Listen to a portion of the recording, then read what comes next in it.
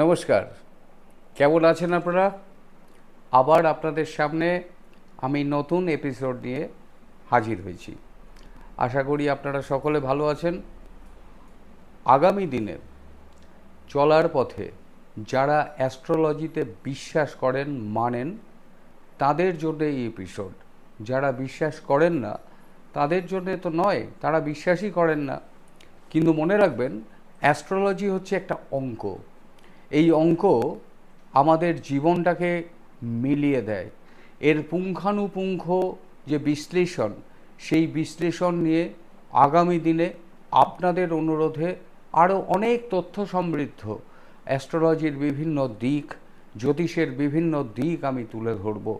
আশা করি তার থেকে আপনারা কিছুটা হলেও তথ্য পাবেন এবং নিজের জীবনকে সতর্ক করবেন। মনে রাখবেন, অ্যাস্ট্রোলজি বা অ্যাস্ট্রোলজার কোনো ভগবান নয়। সে জীবনে আপনার জীবনটাকে পাল্টে দিতে পারবে না, এটা কিন্তু ধ্রুব সত্য। বিধিলিপি, যে বিধিলিপি নিয়ে আমরা জীবনে জন্মগ্রহণ করেছি, যেদিন জন্মেছি সেদিন কপালে ঈশ্বর আমাদের যে ভাগ্য নির্ধারণ করে দিয়েছেন, তার বাইরে কিছু হওয়ার নয়। কিন্তু কি জানেন, তবু অ্যাস্ট্রোলজির ওপরে কেন এত বিশ্বাস? এই বিশ্বাসের একটাই কারণ হচ্ছে, ধরুন আপনি অত্যন্ত একটা প্রলয় ঝড় বৃষ্টির মধ্যে আপনি কোথাও আটকে গেছেন একটা কাজে যেতে গিয়ে। রাস্তার ধারে প্রবল বৃষ্টি, একটা ছাওয়ার নিচে আপনি হঠাৎ করে দাঁড়িয়ে গেছেন। বৃষ্টিও থামছে না, প্রলয়ও থামছে না, আপনি যেতেও পারছেন না। যদিও বা প্রলয় থামলো, বৃষ্টি থামে না। কারণ আপনাকে যেখানে যেতে হবে সেখানে আপনি সিক্ত অবস্থায়, বৃষ্টি স্নাত অবস্থায় আপনি পৌঁছতে পারবেন না। ধরে নিন আপনার একটা ইন্টারভিউ আছে, আপনি দাঁড়িয়ে আছেন, আপনার টাইমের ব্যাপার আছে, কিন্তু বৃষ্টি না থামলে তো আপনি পৌঁছতে পারবেন না। তাই যদি আপনার ব্যাগে একটা বর্ষাতি বা একটা রেনকোট বা একটা ছাতা যদি থাকে, তাহলে সেটা চাপিয়ে আপনি কিন্তু অনায়াসে আপনার গন্তব্যে পৌঁছে যেতে পারেন। এবার ইন্টারভিউতে আপনি চাকরি পাবেন কি পাবেন না সেটা পরের কথা, কিন্তু আপনি কিন্তু আপনার যে গন্তব্য, সেই গন্তব্যে যেতে আপনার লেট হলো না, কারণ আপনার কাছে বর্ষাতি ছিল। এই কারণে ঠিক অ্যাস্ট্রোলজি এই জায়গাটাতেই এটা বুঝতে কিন্তু বহু মানুষের ভুল হয়। কেমন লাগছে এই এপিসোড আপনারা কিন্তু কমেন্ট করতে ভুলবেন না।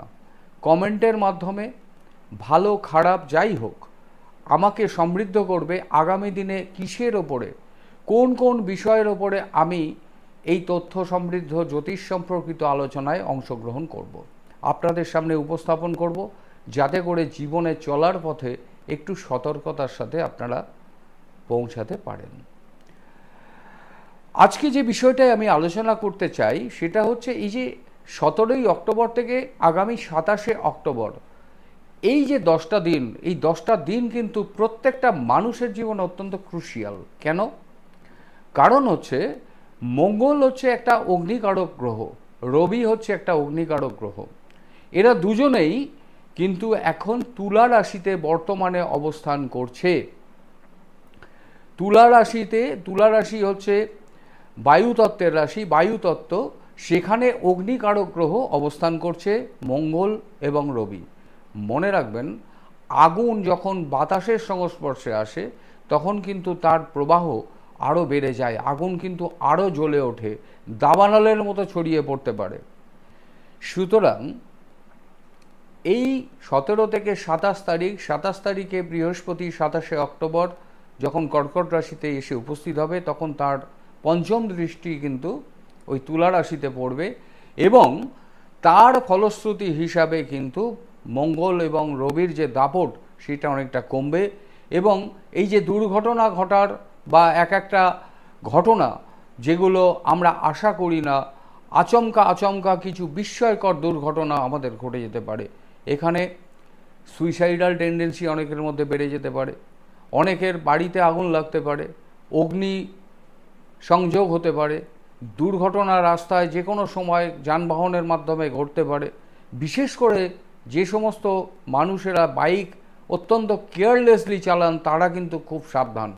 এই সময় কিন্তু পিতৃত্ব মাতৃত্ব এগুলোও হারাতে হতে পারে অনেকের, সেগুলো যার যার রাশিচক্র যেরকম সেই অনুযায়ী।